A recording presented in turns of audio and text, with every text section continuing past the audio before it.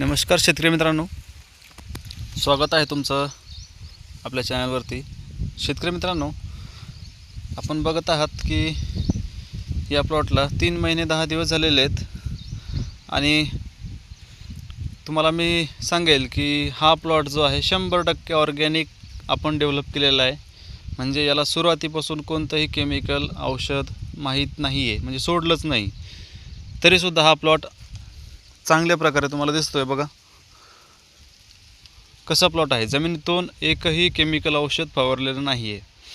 हां, आपण फवारणीमधून याला औषध केमिकलचं फवारतो, म्हणजे जसं की करप्यासाठी स्कोर कवच किंवा मग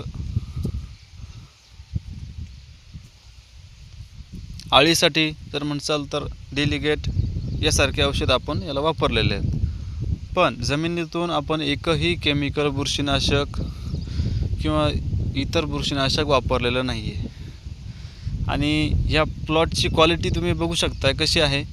आता सध्या टेम्परेचरच्या वातावरणाच्या बदलामुळं जसं आता बघा हे स्पॉट कुठं मोठं दिसत आहेत, पानावरती ठिपके, हा करपा, तर हा फवारणीनं कंट्रोल होऊ शकतो। पण मेजर प्रॉब्लेम जे आहे शेतकरी मित्रांनो आपल्या आले पिकामध्ये ते आहे कंदकुज, मर, सडवा। ह्या रोगावरती जे आहेत बरेच शेतकरी हतबल झालेले आहेत। या रोगापुढे बरेचसे शेतकऱ्यांचे प्लॉट बसलेले आहेत। आपण या प्लॉटला सुरुवातीपासून रूट गार्डचे ट्रीटमेंट घेतलेली आहे, म्हणजे प्रत्येक महिन्याला आपण एक काळवणी रूट गार्डची करून घेतो। त्यामुळे ह्या प्लॉटला अजून लागण झालेली नाही आहे। आता भविष्यात जर एखाद्या ठिकाणी लागवण झाली तर सांगता येणार नाही, पण सध्या तरी लागवडीपासून आतापर्यंत ह्या प्लॉटमध्ये लागवण झालेली नाही आहे। तुम्ही बघू शकताय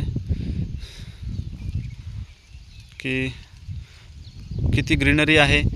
आणि याला विशेष म्हणजे आपण जसं की स्टंप जाळीसाठी, फुटव्यांसाठी ह्युमिक, फ्लोविक आणि 5-5 लिटरच्या ज्या कॅनी असतात टॉनिकच्या, त्या कॅनीसुद्धा सोडलेलं नाही आहे।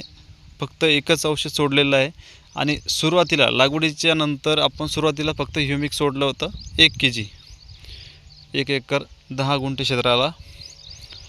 तर याच्या व्यतिरिक्त याला दुसरं कोणतं टॉनिकचं औषध सोडलेलं नाही, फक्त हेच रूट गार्ड आणि हे बनवलेलं जे औषध आहे याला मायकोरायझा आणि हे रूट गार्डचं कॉम्बिनेशन आपण प्रत्येक दर महिन्याला सोडतो। त्यामुळे आले प्लॉट आपला असा आहे। बघा फुटव्यांची संख्या तुम्हाला दाखवतो, बघा